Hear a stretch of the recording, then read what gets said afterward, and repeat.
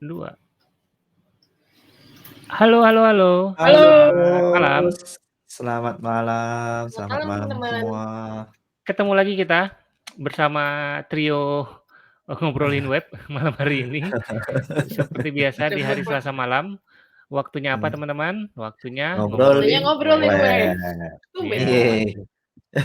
Malam hari ini tidak ada tidak ada tanda live karena kita kembali lagi terpaksa harus rekaman Tapping. ya.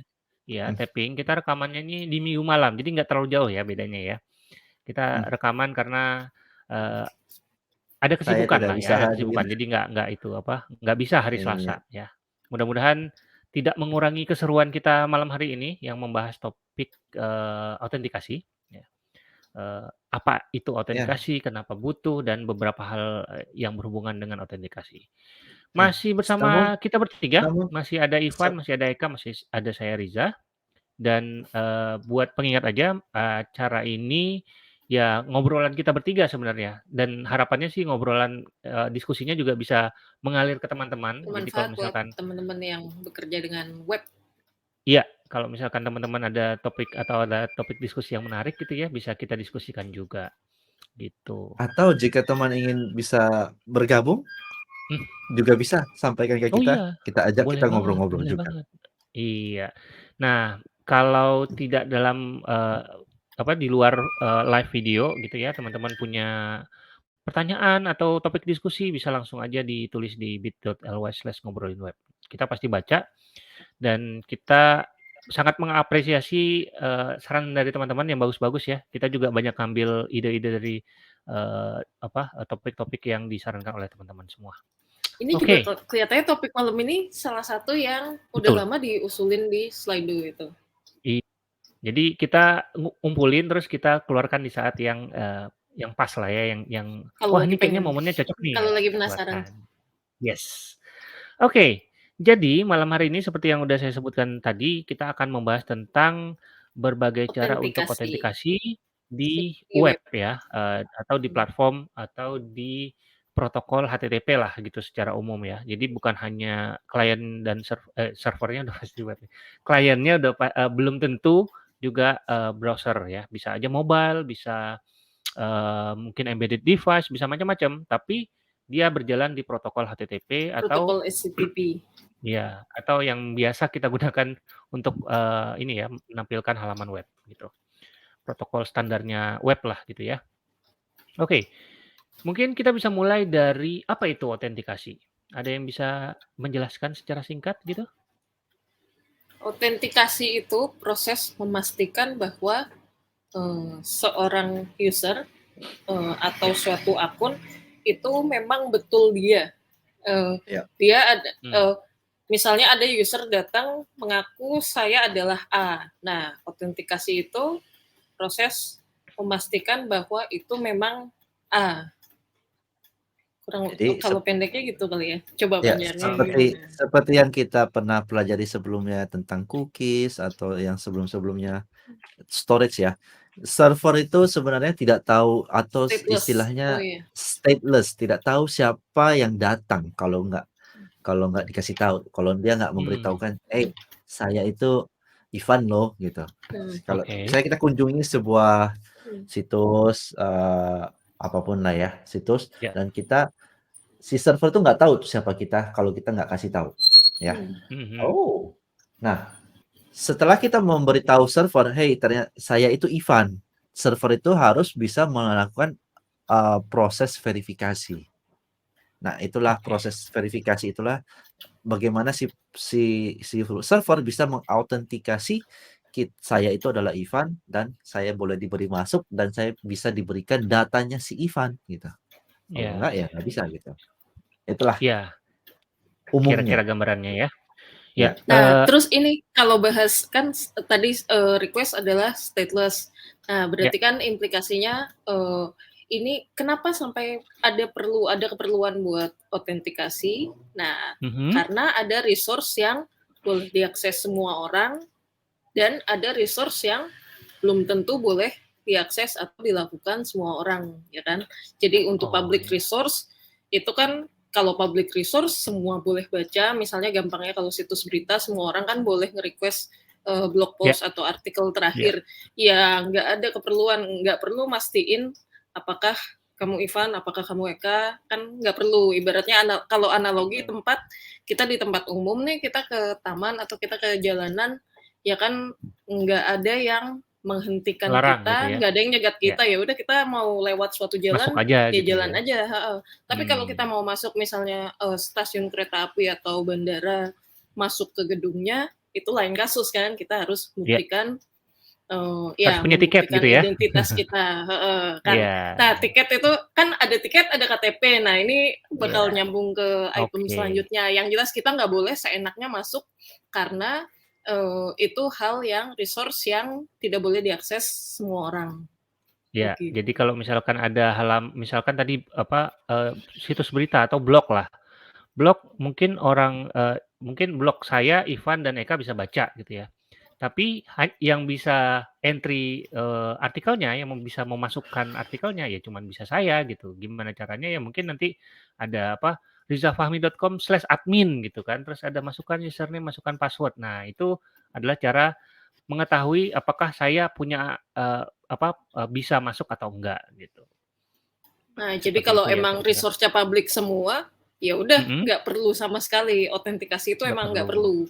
Ini akan perlu kalau itu tadi ada misalnya kalau blog post ada dashboard adminnya yang harus bisa diakses orang tertentu aja, atau mungkin ada private post yang masih statusnya draft, mungkin bisa dibaca oleh editor atau apa, cuma tetap nggak boleh diakses oleh user lain.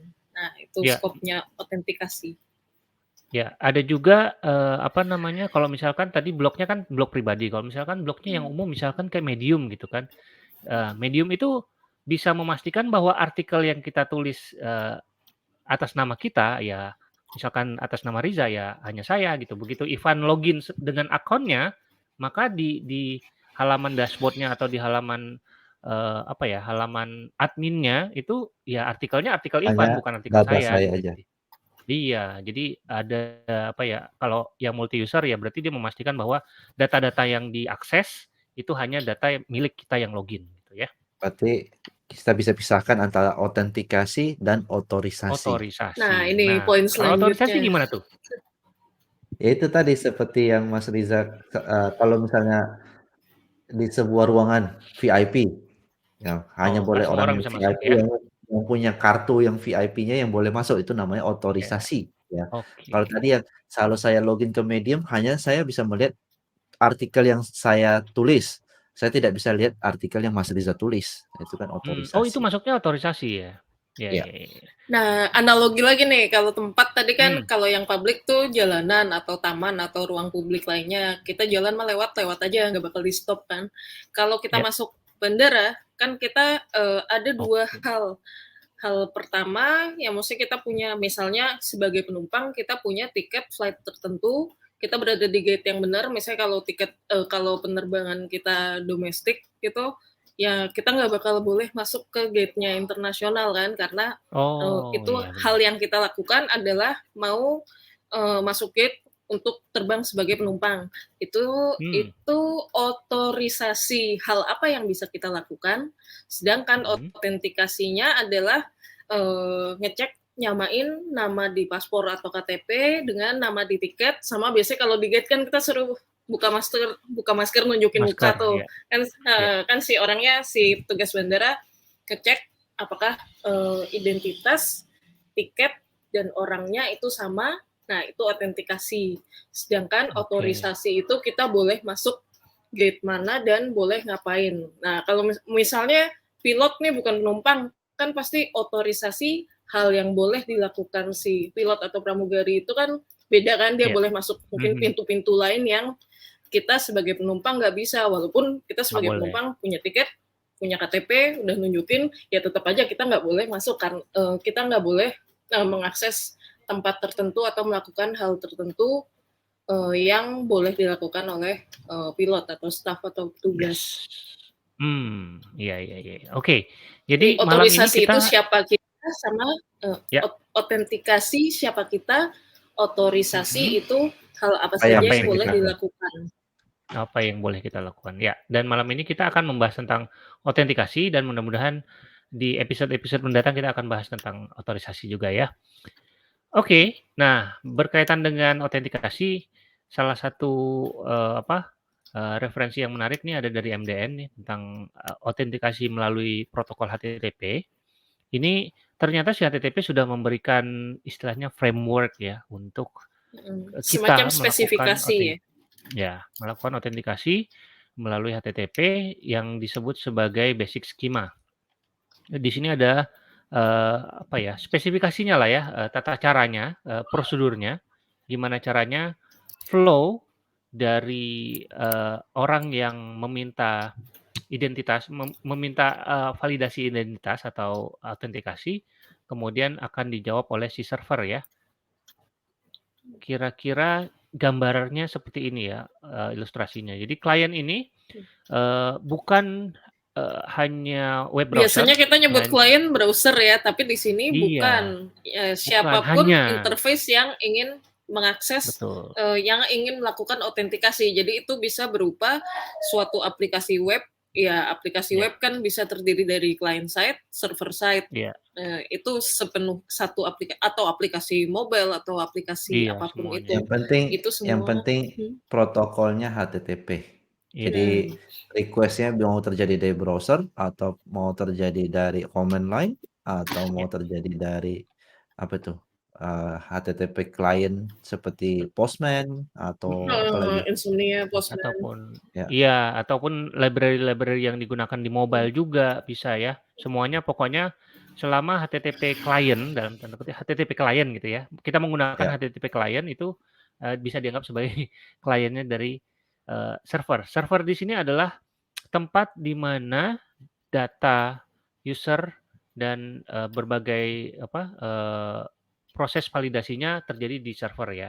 Jadi proses checkingnya Service ada di ya, server. jadi semacam service API atau service Ya, yang menghandle logic, business betul. logic sama database dan lain-lain. Ya, ya. Jadi kita pertama kan, si klien ini melakukan request, saya mau login dong," gitu kan. Habis itu di apa, Dibalikin ditanggapi atau 401 direspons 401 karena kita tidak bahwa terautentikasi. ini Misalkan tempat kita terkunci. iya, misalkan kita mau /admin atau /dashboard gitu, wah nggak boleh kan. Jadi biasanya itu di-redirect ya, di-redirect akhirnya masuk ke halaman login gitu kan. Kalau di sini ini kan yang Kalau basic di out sini ya. kita pakai itu Basic ya, out pakai itu basic basic out itu yang kayak pop-up itu aja, pop-up dari browser. Tahu nggak? pop-up. Pop-up dari browser yang kayak Tahu alert kayak alert FTP box-nya ya, itu Oh, aja. jadi kalau itu ya kalau buka prom. FTP dari Iya, browser gitu, tahu iya, kan? iya. Oh, iya iya. Kalau Itu zaman dulu basic kita buka out. FTP gitu ada username password gitu ya? Heeh. Iya, iya. Terus minta Iya, username sama password iya. dan ini Terus tidak spesifik terhadap user, hmm, hanya basic out biasa. ya. Terus habis itu dikirimkan ya mungkin, ini metodenya banyak ya, nanti kita juga mungkin akan bahas sedikit ya. Tapi Sekilas. ada yang basic, ada yang macam-macam gitu, ada yang ngirimin token, ada yang ngirimin username, password, dan lain-lain, habis itu dicek, validasinya dicek di sini, user-nya benar nggak sih, username ini atau, token ini punya, kapabilitas untuk memasuki area tertentu. Kalau iya, maka kembalinya adalah, status 200 dan oke. Atau kalau gagal ya kembali lagi ke Gagal 401. 401 seperti awal. Iya, gitu. Ini sederhananya ya. Ada banyak lagi turunan-turunannya yang sangat, bermacam-macam gitu. Semakin secure, semakin sulit lah kita. Ada yang harus pakai handphone lah, harus pakai authenticator lah, macam-macam ya.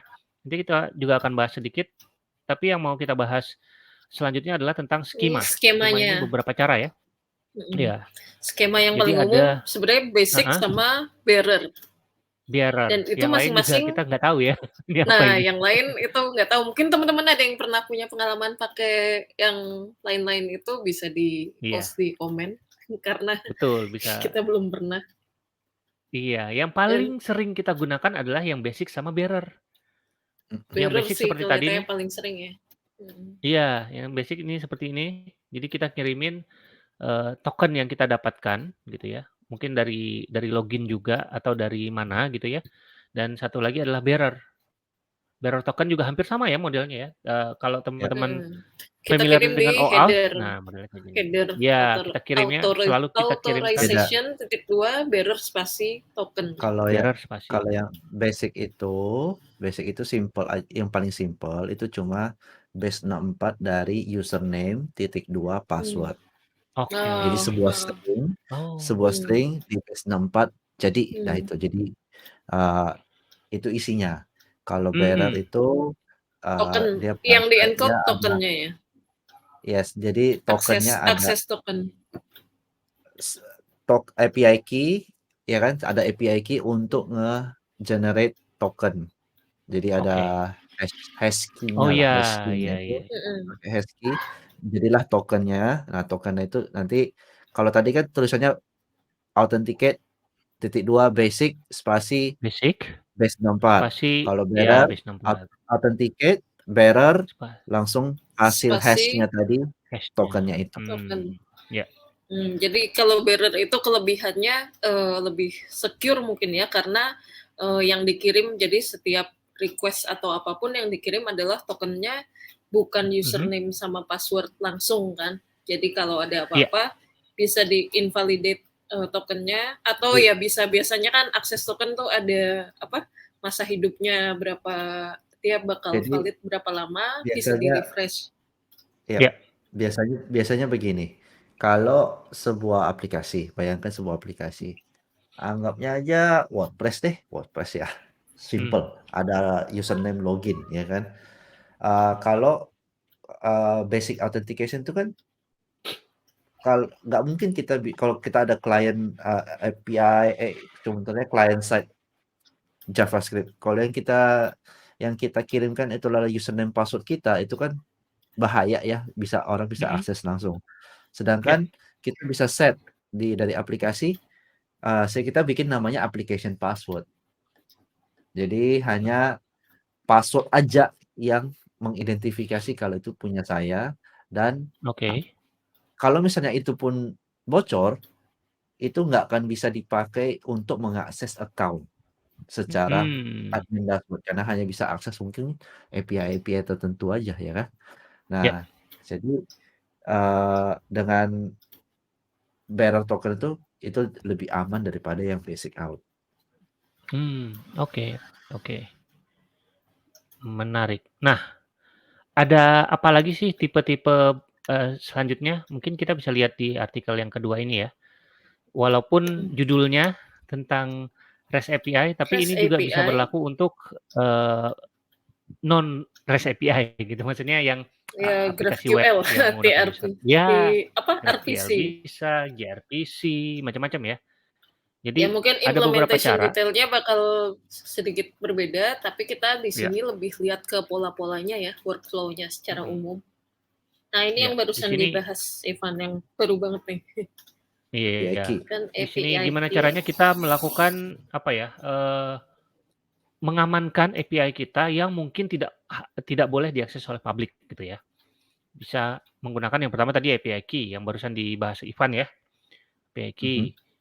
Gimana caranya, ini ada ininya nih. Itu biasanya ada public key sama private key. Jadi private key-nya nggak boleh disimpan di mana-mana, termasuk di klien nggak boleh ada. Private key itu hanya ada di server. Jadi public key-nya lah yang dipakai oleh komunikasi. Komunikasi kalau misalnya punya client side JavaScript, kita bisa embed public key-nya di JavaScript application kita yang kita pakai untuk generate token tadi. Ya, generate token. Nanti tokennya dikirimkan, nanti di-authenticate pakai private key. Gitu. Private key itu harus di server side ya, di sisi server ya. Nggak boleh disimpan di sisi klien karena bisa dilihat. Namanya private itu kan nggak boleh dibagikan gitu ya. Kalau ada di sisi klien, kita bisa view source, terus kita bisa lihat kuncinya. Nah, makanya ini ada beberapa pertanyaan juga yang muncul ya, cukup sering muncul. Makanya beberapa service seperti payment gateway itu mengharuskan kita punya server. Nggak boleh langsung dari klien. karena dia harus mengenerate entah itu token ataupun punya private key harus disimpan di server, tidak boleh di klien. Gitu ya kira-kira ya. Untungnya sih kalau disambungin ke implementasi ya ini framework. Maksudnya kalau kita cuma pakai yang mentahan React, Svelte, itu kan masih client side di browser ya. Jadi mungkin agak kesulitan kalau harus server side. Nah, di sini perannya Meta Framework. Jadi sekarang udah lumayan banyak ya kan Meta Framework. Kalau kita pakai React ya bisa pakai Next atau Gatsby atau Remix. Kalau pakai Svelte bisa pakai SvelteKit. Terus semua bisa pakai Astro. Jadi ada banyak meta framework yang bisa berfungsi secara full stack. Itu jadi satu solusi. Jadi kalau dulu mungkin kita harus bikin satu aplikasi lagi, misalnya Express atau Koa gitu. Kita harus punya aplikasi Node.js. Terus dari aplikasi React kita manggil ke server itu. Sekarang bisa ada alternatif lain pakai Meta Framework yang di satu aplikasi udah full stack, ada sisi browsernya, client side-nya, ada sisi yang cuma bisa dibaca di server untuk melakukan operasi seperti ini. Ya, alternatif yang lain yang pernah saya kerjakan adalah dengan menggunakan itu serverless Lambda. Jadi kalau misalkan kayak Netlify kan hanya client side ya. Nah, kita semudah membuat sebuah folder dengan nama functions, di dalamnya kita bisa punya server dalam tanda kutip gitu. Jadi hal-hal yang seperti ini bisa kita tangani di sana. Jadi mungkin kalau nggak mau full blown langsung ke Meta Framework, bisa coba Lambda server ada di Netlify, ada di Vercel juga kalau nggak salah ya. Jadi ada di mana-mana kalau lebih sederhana. Tapi kalau misalkan wah kayaknya ribet nih harus pakai AWS kah atau pakai GCP kah atau yang lain gitu kan. Nah, mungkin opsi untuk menggunakan Meta Framework lebih cocok gitu ya. Nah, cuman Netlify sama Vercel juga sekarang udah bisa nge-hosting server side. Jadi maksudnya itu udah bisa ya? tergantung kompleksnya. Iya, bisa. Jadi misalnya kita punya Next.js, ya bisa di-hosting di Netlify atau Vercel, node servernya. Jadi mereka sebenarnya under the hood itu pakai AWS. Iya. Jadi gratis aja. Masih gratis ya sih? Ada free tiernya gratis ya, gratis ada sekian menit, sekian ratus menit batasnya running compute time. Nah, ini ada pro dan cons-nya ya. Kenapa kita perlu menggunakan? Karena mudah dan ya gampang lah ya, cepat juga ya, dan lebih fleksibel. Nah, disadvantage-nya adalah security-nya lemah ya. Ya. Paling gampangnya ini si GitHub token, bayangkan aja GitHub token. Oh iya, token. Ya, GitHub token. Kita bisa bikin GitHub personal access token.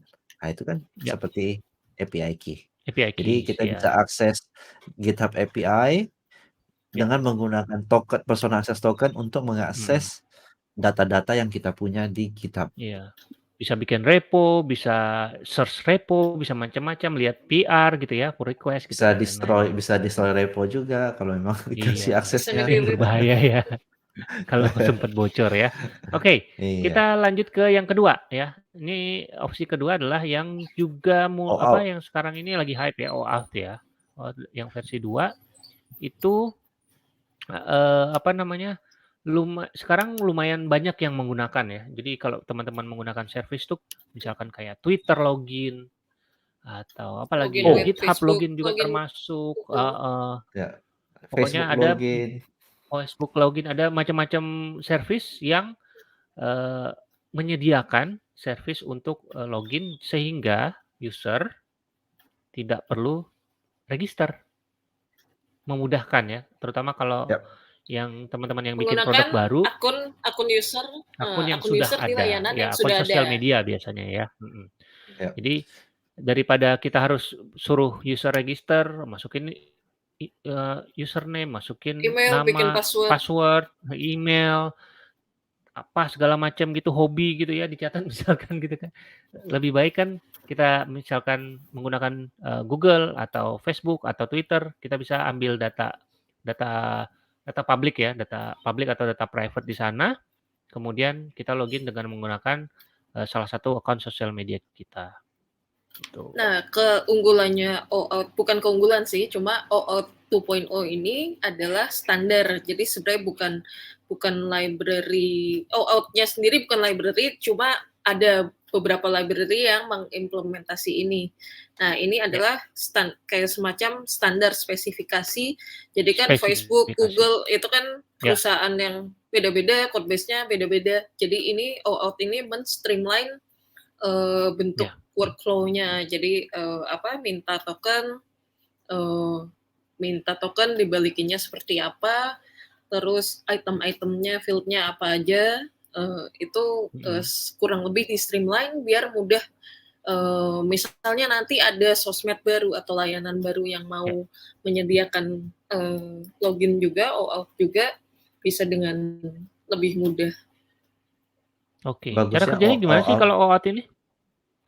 Ada itu di linknya saya kasih. Ini ya? Yang di Auth0. Ya, ini nyambung.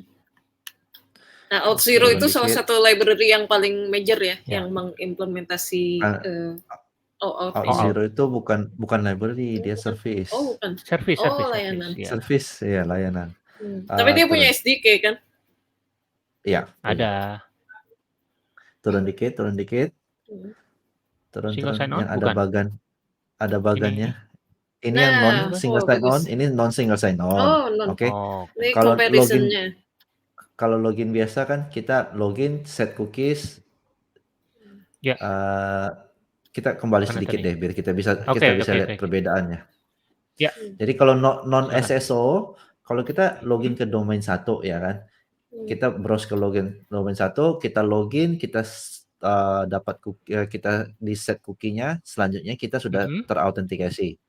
Namun kalau kita ke domain yang berbeda, domain 2, cookie-nya nggak ada. Kalau kita cookie-nya kan nggak bisa diakses. Cookie yang tadi kita sudah login, meskipun mungkin layanannya sama ya. Mungkin. Anggap aja sama-sama blok kita sendiri gitu ya. Tetapi kita nggak bisa akses domain 2 langsung tanpa kita harus login ulang. Ya kan? Jadi akibatnya apa di sini? Kita harus punya username password di domain 1 dan username password di domain 2. Oke. Kalau itu ada 1000, ya kita harus punya 1000 ya kan? Nah, selanjutnya maka biasanya ini terjadi di sebuah company yang enterprise. Bayangkan aja company enterprise itu punya multiple site, ratusan mungkin. Kalau satu-satu harus login kan repot ya. Dan berbeda. Nah, makanya ada disebut single sign on. Kalau di Microsoft atau Azure apa itu namanya ya? SSO-nya mereka itu pakai SAML gitu. Saya lupa ininya. Udahlah. Lalu kalau misalnya itu Linux ya. Itu SAML. Nah, selanjutnya kalau kita pakai SSO itu cara kerja seperti ini. Itu yang Central Authentication Domain, turun dulu ya. Jadi kalau bayangkan sebuah company yang enterprise, ini zaman sebelum ada pakai login with Facebook, login with Google ya, sebelum zaman itu ya. Itu sudah ada. Itu pakai, kembali lagi protokolnya namanya SAML, saya lupa nama ini, dan itu produknya dari Microsoft. Domain 1 kita login dan ternyata kita di redirect ke authentication server. Nah, sebut saja namanya mawar.com. Domain 3. Ya. Domain 3. Nah, kita itu loginnya ke domain 3. Service yang domain ketiga. Autentikasi. Kita cuma login di domain 3. Lalu kita akan di-redirect kembali ke domain 1 dengan akses token yang dikirimkan dari si authentication server untuk menyatakan, hey, user ini sudah benar orangnya dan ini tokennya lu bisa pakai untuk nanti tanya gua gitu. Gitu. Jadi ibaratnya Mas Riza itu domain 1, Mbak Eka itu domain 3 ya, contoh. Saya datang ke Mbak Eka, "Hey, saya mau login Mbak Eka, ini username password." Oke. Saya mau login ke domain 1. Oke. Terus Mbak Eka langsung kabarin ke Mas Riza, si Ivan sudah terautentikasi, ini tokennya. Terus nanti Mas Riza Oke. tanya lagi, "Benarkah token ini punya Ivan?" "Oh benar." Saya jawab, "Benar." Nanti Mas Riza balik dan set cookie-nya ke domain 1. Sehingga saat Oke. saya akses domain 1 Sudah dalam keadaan login. sudah dalam keadaan login. Hmm. Demikian juga kalau saya akses domain 2, saya akan ke redirect lagi ke authentication server, namun saat ini karena saya sudah pernah login, saya nggak perlu login lagi karena sudah ada cookie-nya. Oke. Jadi sudah Itu saya cookie-nya kayak cookie-nya gimana? nempel di Lanjut. domain 3. Cookie-nya nempel Oh. cookie yang Oh, saya jadi sudah ada pernah proses login di redirect ya domain selalu 3. ya? Oke. Ya. Ada proses redirect. Tetap saya redirect Oke. dulu ke domain 3. Ternyata saya sudah login dan saya akan redirect lagi ke domain 2. Domain 2 akan nanya, "Ini orang sudah benar nggak?" "Oh benar." "Tokennya ini ya?" "Iya." Balik. Maka saya login domain 2. Itulah proses SSO. Single sign on. Iya. Kalau mau lebih detailnya seperti ini. Typical SSO kan. Ya, Jadi ada key-nya itu adalah ada domain authentication server sendiri yang mengautentikasi semua. Kalau kita saat ini pakainya login with Google, login with GitHub, GitHub-nya lah yang jadi authentication server itu. Domain 3 ini ya? Iya. Ya. Nah, jadi ini memanfaatkan si service eksternal yang udah ada ya? Iya, ini biasanya cukup sering digunakan kalau kita sudah menggunakan kayak microservice dan ya service-nya banyak gitu kan.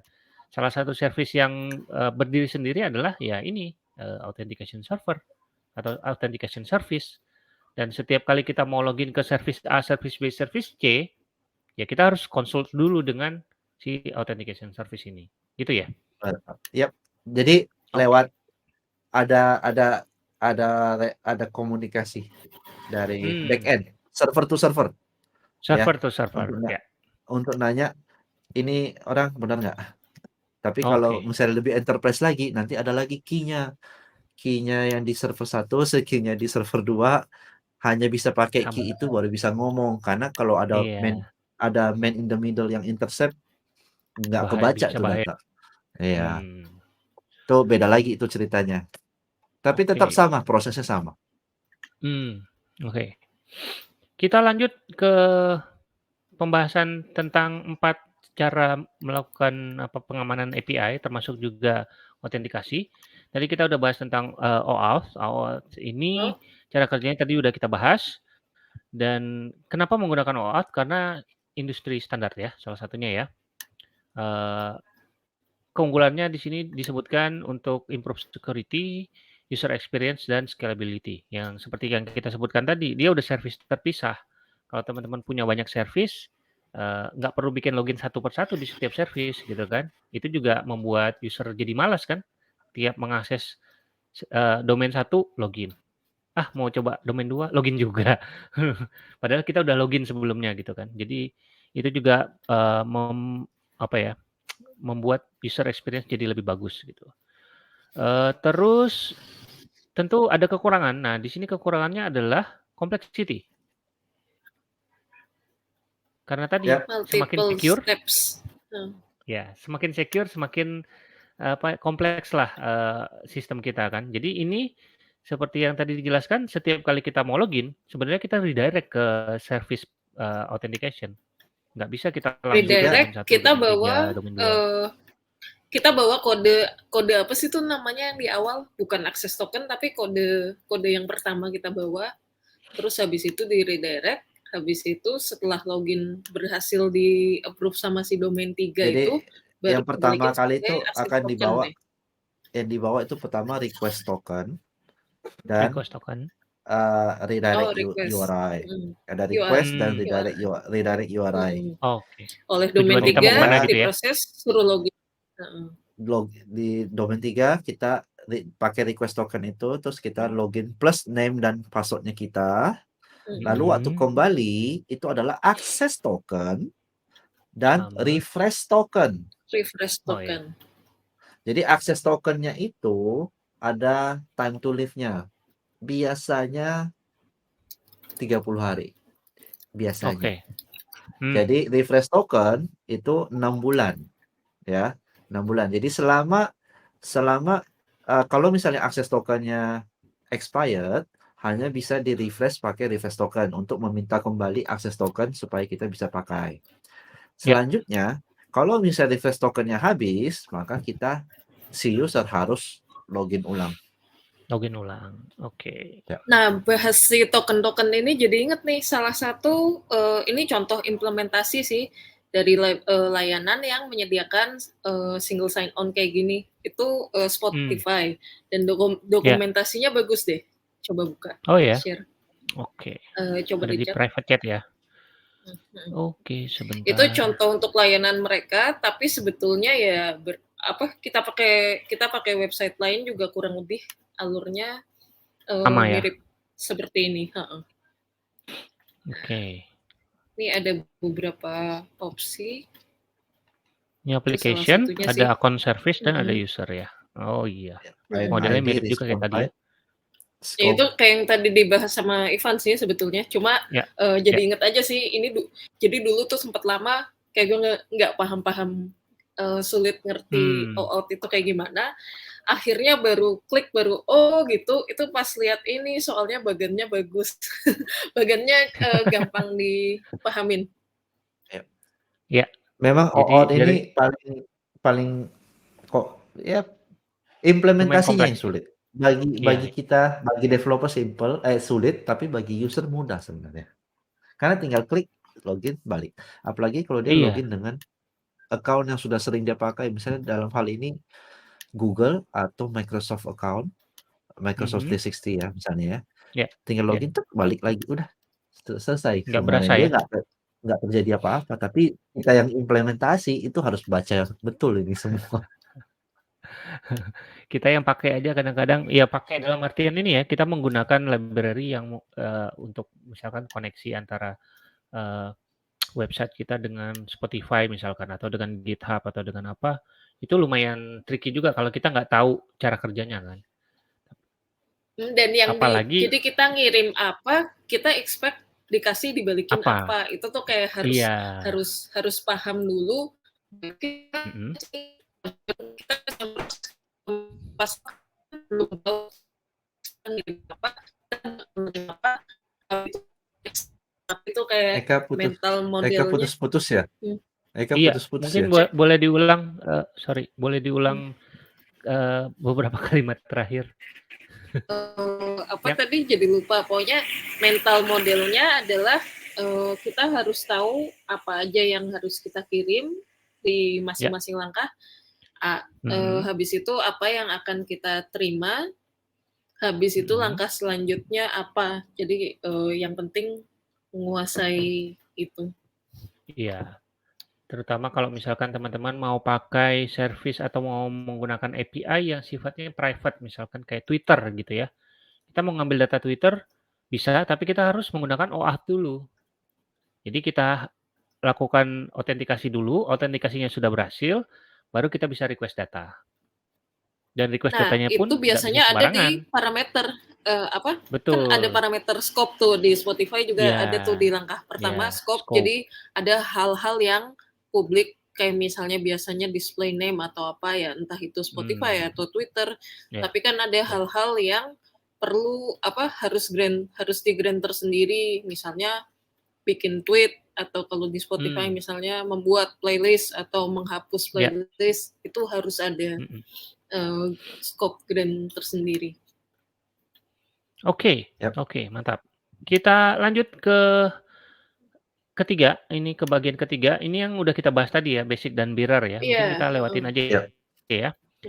Dan yang keempat adalah GWT. Aja. Ya. Oke, lihat sekilas ya. Ini metode yang paling luas digunakan, paling banyak digunakan. Kemudian cara gunanya tadi kita udah header ya. Dikirim di headernya namanya authorization, basic spasi apa tadi username dan password atau bearer spasi token. Ya. Dan beberapa keunggulannya ya tentu lebih sederhana ya, paling sederhana, tapi kekurangannya adalah eee, ini Nggak katanya ada di sini nggak ada nggak ada akses role, scope nggak ada, scope Oh, nggak ada. scope. Terus Iya, kemudian dia kalau basic aja ya. nggak bisa expiry, nggak bisa. Jadi Oke. biasanya udah orang pakai itu ya pakai aja kalau misalnya ada developer yang udah bolak-balik, ada yang resign segala macam, ya bayangin aja kalau kita harus nge-reset itu semua, kan susah. setiap Sedangkan setiap kalau ada yang resign di reset. terus uh, ya jadi apa namanya, simple implementasinya, tetapi less secure aja untuk Less maintenance-nya. secure ya. Oke. Dan terakhir di sini JWT. JSON kita Web masuk ke bagian Token. keempat yaitu JWT atau JSON Web Token. Walaupun di sini menggunakan JSON, tapi seperti yang teman-teman tahu bahwa JSON ini udah dipakai umum ya di semua platform, di semua bahasa juga pakainya kebanyakan JSON ya. Walaupun ini asalnya dari Ini JavaScript kan. bukan Jason Momoa kan ya? JSON Power Rangers. Udah RIP. Nah, Nah, ini gimana cara JSON kerjanya nih? ini JSON ini kok JSON jadinya JWT ini JWT. ini lumayan baru ya. Jadi lumayan, dan sekarang tuh lumayan banyak yang pakai dan framework-nya juga udah lengkap ya. Jadi cara kerjanya adalah dengan Dan ini sebenarnya mirip dengan kombinasi cara-cara sebelumnya kan. Jadi sebetulnya ada Iya. akses token, ada data yang mengidentifikasi user. Yang paling sering sih ya user ID sama username ya misalnya. Jadi ada user Iya. ID, username, akses token, terus data internal kayak generated date time issued-nya kapan, lalu di-encrypt dengan format tertentu. JWT itu kan sebetulnya lagi-lagi dia adalah semacam spesifikasi standar. Spesifikasi. Jadi bukan library, tapi spesifikasi untuk pola algoritma encryption-nya. Kalau JWT yang itu dikirim ada token. tiga bagian. Nah, JWT coba itu ada sambil 3 buka bagian. itu deh. Sambil buka Header. jwt.io. Ya, jwt.io. Ada Ya. header, ada payload, ya, Oke. header, payload, dan signature. Nah, Tuh. itu. Atas lagi? mana? Atas. Itu Itu yang tadi decoded. bawah-bawah. Nah, decoded. Nah, jadi Bawah. yang di tengah. Nah, stop. Oh, Nah, ini. stop. Oke. Nah, jadi Delay data kayaknya, yang agak kita delay. kirim, data yang kita kirimkan itu kan, data yang dikirimkan ke server itu di fetch URL kita atau apapun lah, pokoknya mau dikirim lewat post atau lewat apapun, dikirim itu encoded ini. Yang ini ya? Kita cuma kirim encoded aja gitu ya. Yang kita kirim, yang di kiri. Itu kalau udah di decode kayak di kanan itu. Ya, nanti hasilnya itu header-nya apa? Header-nya itu dia kasih tahu algoritma untuk nge-generate-nya pakai hash256, SHA-256. HS256 beda, bukan SHA-256. Bukan SHA Tipenya, ya? Lain ya? Bukan. Oh, iya. Tipenya JWT. Terus payload-nya itu semua orang bisa baca. Payload-nya itu isinya, itulah isi post datanya kita itu. Payload itu adalah isi post data. Ini ya berarti ya? Yap. Dan itu nggak bisa sensitif juga sih, biasanya paling username, user ID, issue time biasanya standarnya. Coba hover di IAT deh. Ya. Issue add. Ya, itu isinya bisa macam-macam ya. Itu intinya apapun data yang mau kita kirimkan. Dan setelah payload itu kita mau kirimkan apa, kita sign pakai HEMAX SHA-256. Isinya itu nanti base 64 URL header-nya, base 64 code payload-nya, sama secret-nya kita. Itulah nanti di client side secret-nya apa, nanti di server side secret-nya apa. Dicocokin sama yang di service-nya. Ya. Oke. Jadi dia akan dikirimkan dalam bentuk bahasa sandi yang hanya bisa dibuka oleh secret ini ya, kuncinya ya. Kalau kuncinya sama maka dia bisa buka. Sebenarnya bisa dibuka siapa aja. Payload itu sebenarnya bisa dibuka siapa aja. Tetapi server hanya mau menerima Jika Kalau signature verified, dia tuh contoh centang tadi tuh, centang yang di bawah, oke. signature verified. Jadi di sisi server Ini ya. kita harus saat kita lakukan decode dan kita harus cek ini signature-nya benar nggak. Kalau nggak Oke. benar, jangan diproses gitu. Ya, Tapi ya. payload-nya Oke. semua bisa baca. Hmm. Karena dianggap di sini bukan ini ya, payload ini bukan sesuatu yang rahasia, karena orangnya sudah login. Makanya bisa terjadi ini kan untuk men-secure REST API connection kan ya. Jadi Iya, iya, orang iya. itu sebenarnya sudah login, sudah punya akses key. Dan ini hanya untuk mengirimkan data ke REST Subsequent API. request selanjutnya ya. Iya, untuk mengirimkan data apapun itu, dan datanya itu supaya si server tahu kalau itu datanya benar dari orang yang terautentikasi dan terautorisasi pakai Oke. ini. Pertanyaan, encoded ini Yes. gimana cara kita bikinnya? Kalau mau simpelnya Atau B2A. secara standarnya itu dari bawah. Buffer. Di bawah ada. Jadi caranya itu gini. Bentar. Kecepatan. Mana? Oh, kecepatan. Itu Ini. tadi. Mana? Iya. Ini. Iya. Yes. Stop. Nah, cara encode itu sebenarnya itu cuma base 64 encode header-nya. Header-nya itu JSON kan? Oke. Oh, ini datanya kita nih. Datanya kita. Ya, Kok hilang? itu base 64. Base Ah, 64. Terus ditambah sama ini. payload-nya base Oke. 64. Oh, ya ini ya berarti ya. Terus yang signature-nya base 64 ini tambah base 64 ini tambah secret-nya, terus di kasih SHA-256. Itulah jadi verified-nya. Biasanya Terus dipisahkan titik ya itu. Dia pakai titik ya ini ya. Ya ini kan dia. Yep. Oke. Kalau di browser client side kan ada atau B2A kan kalau untuk base base 64, tapi hati-hati jangan lupa di Node nggak ada itu. Itu kan feature browser. A2B dan B2A itu feature-nya web browser. Kalau kita pakai JavaScript di server side, pakainya buffer from kan ada tuh buffer.from untuk base 64. Cuma exactly gimana ya nggak hafal sih.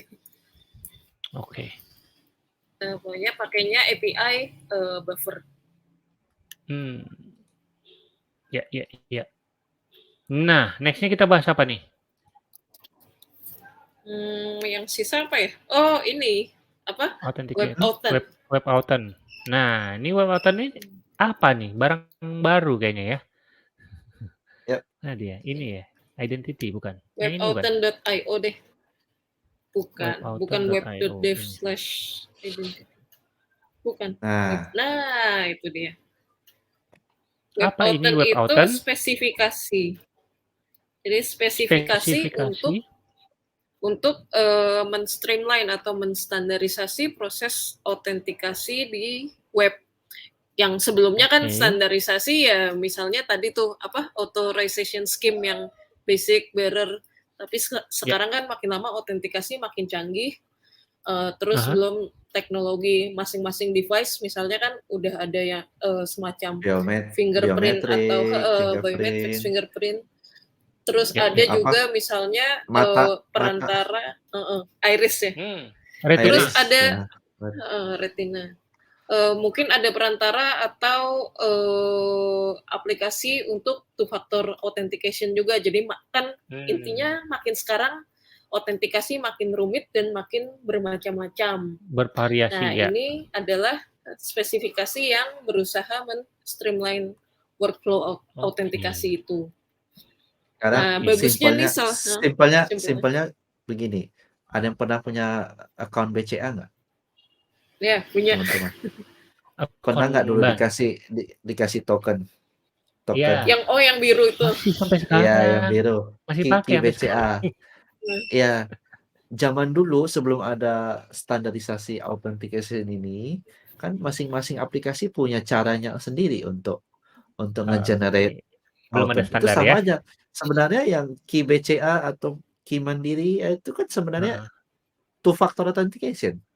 Iya. Sebenarnya. Jadi untuk jadi kita sudah masukin login, mau transfer, habis mau transfer tanya lagi nih, masukin APLI 1 di Key BCA-nya gitu, APLI 1, APLI Iya. 2 gitu APLI kan. 1 Hafal udah banget lama ya. banget nggak pakai, gila. Nah, itu kan setelah jadi dia muncul angkanya di-generate di sini, Ya, terus masukin balik sana. Itu kan standar yang dibikin bank itu oleh sendiri. si Kita nggak tahu iya. standar itu apa. Itu punya mereka Iya. sendiri, algoritmanya nggak ada yang tahu gitu ya. Mungkin cuma mereka yang tahu. Iya. Sedangkan web authent ini adalah standarisasi dari sisi web. Jika kita ingin punya autentikasi yang seperti itu. Ya misalnya Oke. pakai two factor authentication, pakai YubiKey. Jadi menstandarisasi semua cara generate authentication, two factor authentication seperti itu. Itulah web Oke, authent. ini adalah spesifikasi, implementasinya teman-teman bisa cek di sini. Ada yang pakai Python, Go, ada yang pakai TypeScript. TypeScript ada 2 malah ya. Ada Ruby, Jadi Java juga ada 3. bahkan bisa akses itu ya, kayak fingerprint ya. Kita bisa akses Iya, fingerprint. Iya, fingerprint. Jadi kalau generate. di device yang memang support. Bisa. Dan kalau buat gue sih, ini yang menarik nih, biasanya vendor itu kan agak sulit buat kompak ya. Apalagi buat hal yang major seperti ini. Nah, tumben banget ini web authent tuh udah walaupun mungkin implementasinya maksudnya mungkin nggak semua API di support ya, tapi ini Chrome, Firefox, Edge, sama kalau WebKit belum mungkin ya. Chrome, Firefox, Chromium dan Firefox udah bisa kompak. Nah, cuma WebKit kalau nggak mau ada lihat malah ya. supportnya bisa. Oh, WebKit belum. Nggak ada di sini macOS sama sekali. IE aja ada walaupun semua nggak bisa gitu. Safari ada Oh, itu. Safari, iya. Cuma emang nggak semua, cuma sebagian. Tapi kan udah lumayan Sebagian. banget ini. Maksudnya ini pertanda Betul. yang bagus ke depannya. Iya, benar. Hampir ya 2 dari 5 ya. 1, 2, 3, 4. Ya karena desktop Linux juga nggak ada Safari di sana kan. Iya, Desktop Linux nggak ada yang bisa.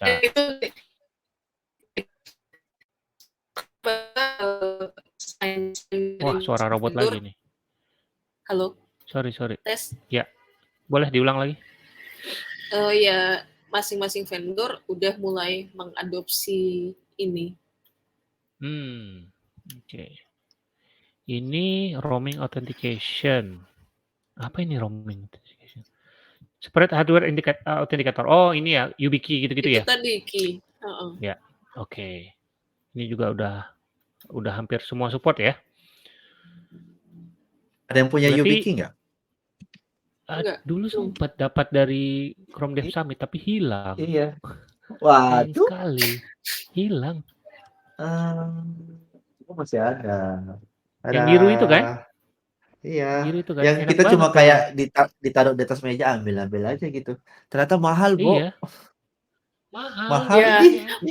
belum zamanin ke Chrome Dev Summit. $50. $50. Oh. Iya. Iya. Padahal itu cuma ditaruh di atas meja, mau ngambil berapa aja terserah.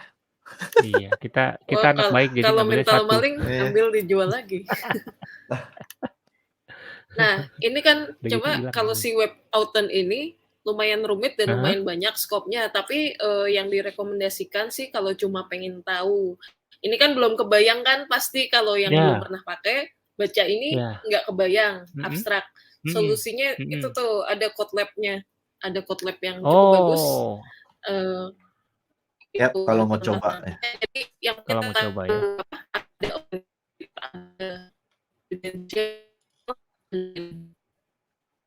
Eka jadi robot. Lagi ulang. Iya. Tuh. Masih. Halo. Halo.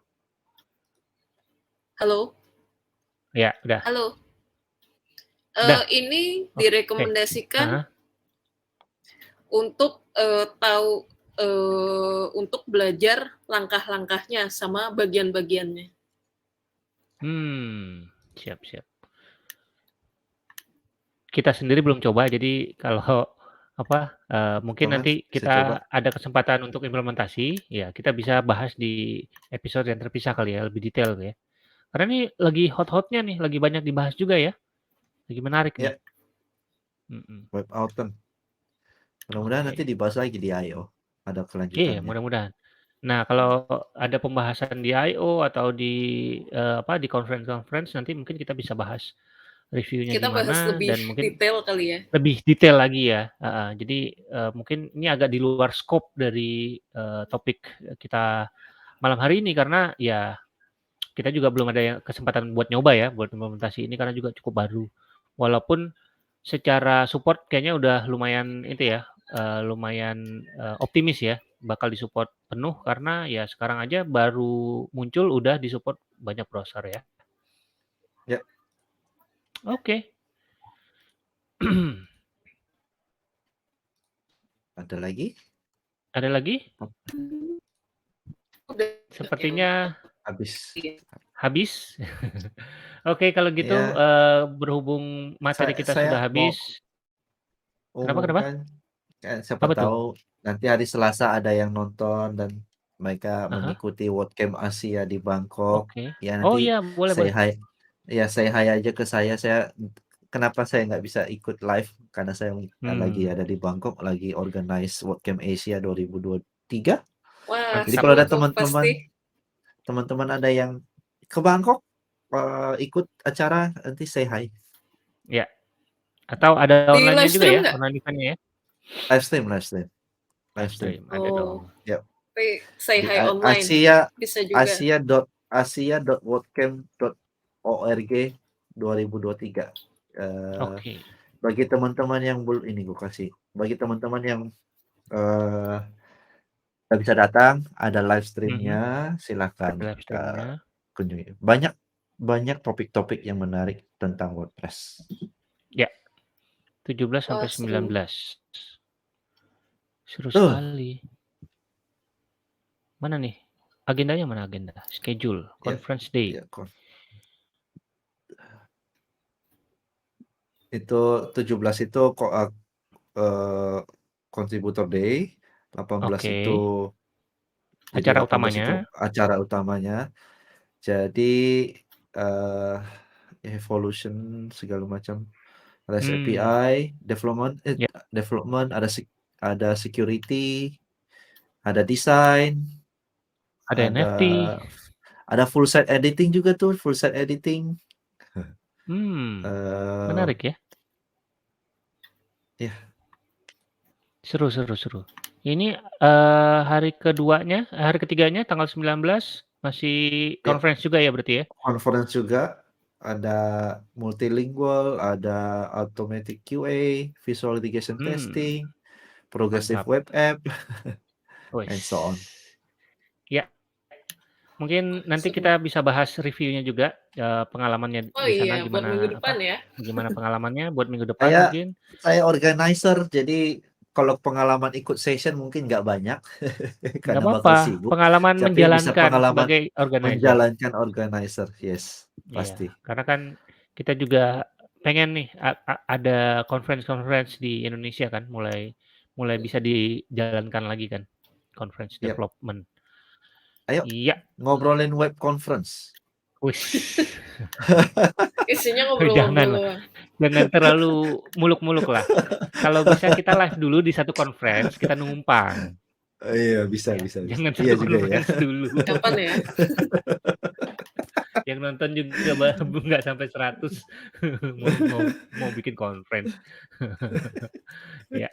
Oke, kalau gitu mungkin untuk malam ini kita udahan dulu. Terima kasih buat teman-teman yang udah nonton. Jangan lupa kalau ada kritik, saran, ada topik diskusi bisa ke bit.ly/ngobrolinweb.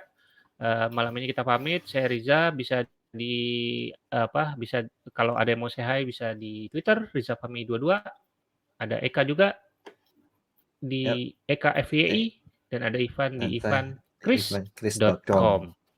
Oke, sekian dulu. Selamat malam, selamat istirahat. Sampai jumpa minggu depan. Dadah.